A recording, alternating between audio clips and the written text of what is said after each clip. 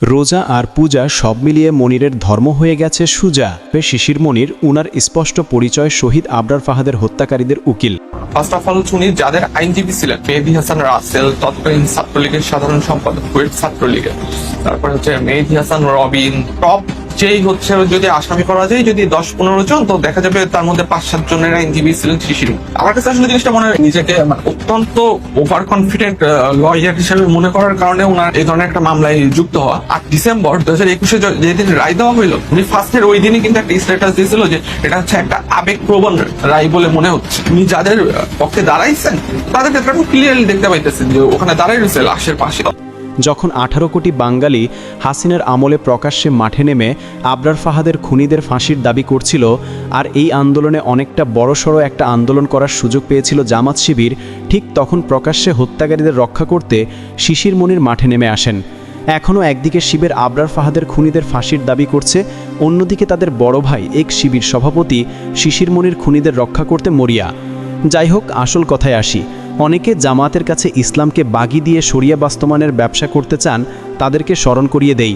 শুনেন, আপনারা যে জামাতকে খুঁজছেন সেটা সাইদি নিজামী গোলাম আজমের মৃত্যুর সাথে সাথে মৃত্যু হয়ে গেছে।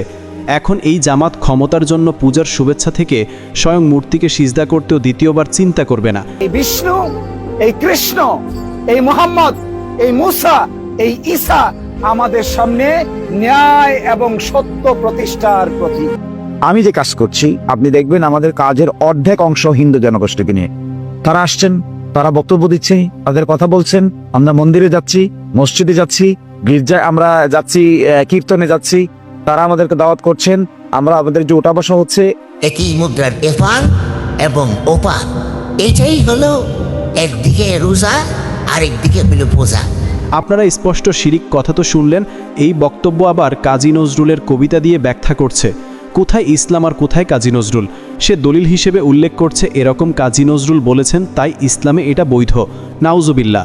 একটি ইসলামী নামধারী দল কোন যুক্তিতে ইসলামের জ্ঞানহীন একজন মানুষকে তাদের কেন্দ্রীয় নির্বাহী পরিষদে রাখে? এর দ্বারা পরিষ্কার বুঝেই যায় এদের কেন্দ্রীয় কোনো নেতাই ইসলামের জ্ঞানী তথা আলিম নয়, বরং এরা সবাই জাগতিক ডাক্তার আর মাস্টার। জামাতের ইতিহাসে এই প্রথম প্রায় আলিমশূন্য একটি কমিটি জামাতের নেতৃত্ব দিচ্ছে। কাছে ইসলাম প্রতিষ্ঠা এদের থেকে 30 কিলোমিটার দূরে। ইসলাম পশ্চিম দিকে গেলে এরা পূর্ব দিকে। এই অবস্থা বর্তমান জামাতের। মধ্যেখানে একটি কথা, প্রিয় দর্শক, আমরা গুরুত্বপূর্ণ অনেক বিষয় ভিডিও আকারে আপনাদের সামনে উপস্থাপন করি। হাজার হাজার দর্শক আমাদের ভিডিওগুলো দেখেন, কেউ বা শেয়ার, কেউ বা ডাউনলোড করে ফেসবুকে আপলোড করেন, কিন্তু ফলো দেন না। আপনারা নিয়মিত ভিডিও দেখতে হলে ফলো দিয়ে আমাদের সাপোর্ট করবেন। শুধুই কি শিশির মনির? না, আরও কয়েকজনের বক্তব্য শুনেন। ইসলাম কোনো ধর্মের নাম না। I would like to make a violent protest.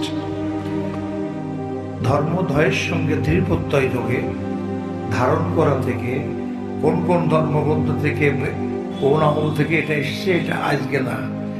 আল্লাহ যদি সংসদে যাওয়ার তৌফিক দেয়, আমার কৃষ্ণকে যেন আমি দেখতে পারি এবং আল্লাহর কাছে দোয়া করছি। রাধা যখন তিনি তার এই ভবলীলা শেষ করে তিনি যখন পরমাত্মার কাছে যখন চলে যাবেন, তার ঠিক পূর্ব মুহূর্তে তিনি তা অগণিত অনাগত ভবিষ্যতে যত তার ভক্তবৃন্দ আসবে তাদের কাছে একটা উইল করে গেলেন, আবেদন করলেন যে না পোড়া ও রাধা বন্ধ, না ভূতীয় জলে, মরিলে বাদিয়ে রেখো কমালেরই ডালে, সর্বঙ্গ খেয়েও কাত্রে, না রাখিও পাখি, শুধু কৃষ্ণ দর্শনে রেখো দুটি আঁকি। ভাই বলে না। আচ্ছা, আমরা তো জানি জামাত বিএনপিকে সেকুলার রাজনীতির দোহাই দিয়ে ঘুরে বেড়ায়। তাহলে এখন বলেন কোন কারণে জামাত বিএনপিকে সেকুলার বলে? যে কারণটা জামাতে নেই। বরং বিএনপির নেতাদের মুখে এমন শিরিক কুফুরি কথা শুনবেন না। আমি তো বলি, বিএনপি যদি ইসলাম থেকে 20 কিলোমিটার দূরে থাকে, তাহলে জামাত 30 কিলোমিটার দূরে। এখন জামাতের কাছে ক্ষমতাই আসল। ধর্ম হলো তাদের কাছে সেম্পিতি অর্জনের মাধ্যম মাত্র, এছাড়া কিছুই না। এখন যারাই জামাতকে ইসলামকে পূজায় ব্যবহার না করতে নিষেধ করবে, তারাই জামাতের প্রধান শত্রু। জমিয়ত তো 5 আগস্ট থেকে এসব বলে আসছে, কারণ জমিয়ত থেকে জামাতকে ভালো করে চিনে এমন সংগঠন এখনও নেই। আর চিনবেই না কেন? জামাত তো জমিয়তেরই পরিত্যক্ত ছেলে। এখন আসুন অন্য কথায়, ধরে নিলাম জামাতে ধর্মীয় পণ্ডিত তথা আলিম ওলামা শূন্য করে জাতীয় নেতৃত্ব দিচ্ছে, তবে দেশের বড় বড় আলেমগণ হয়তো ভুল ধরিয়ে দিলে তারা মেনে নিত, কিন্তু এদের এই ঘৃণ্য কাজে উৎসাহ দিচ্ছে সুফিবাদ, চরমোনাই। এদের আদর্শ তো এমনিতেই নেই, আর এখন এমন অবস্থা হয়েছে যে তারা নিজেরা জামাত নাকি চরমোনাই এটাও বলতে পারছে না। জামাতের জন্য নাকি নিজেদের জন্য কাজ করেছে, এই পথ তারা হারিয়ে ফেলছে।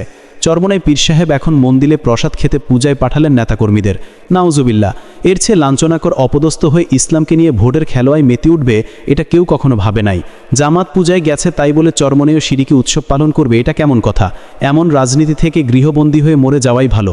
জামাতের কাছে আবদার, আপনারা ইসলামকে ব্যবহার করে গণতন্ত্র প্রতিষ্ঠার রাজনীতি না করে বরং গণতান্ত্রিক রাজনীতিই করুন।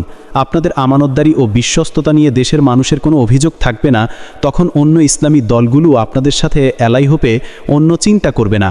এই দেশের মুসলমান ৮০% দেওয়াবন্দি হানাফি কাওমি আকিদার, চাহে সে আওয়ামী লীগ, বিএনপি, জামাত বা অন্য দলের হোক। আপনারা নিজেদের সংগঠনের মতবাদ, ভ্রান্ত আকিদা ছেড়ে দিন, এটাই আপনাদের আগামীর জন্য সবচেয়ে ভালো সিদ্ধান্ত হবে।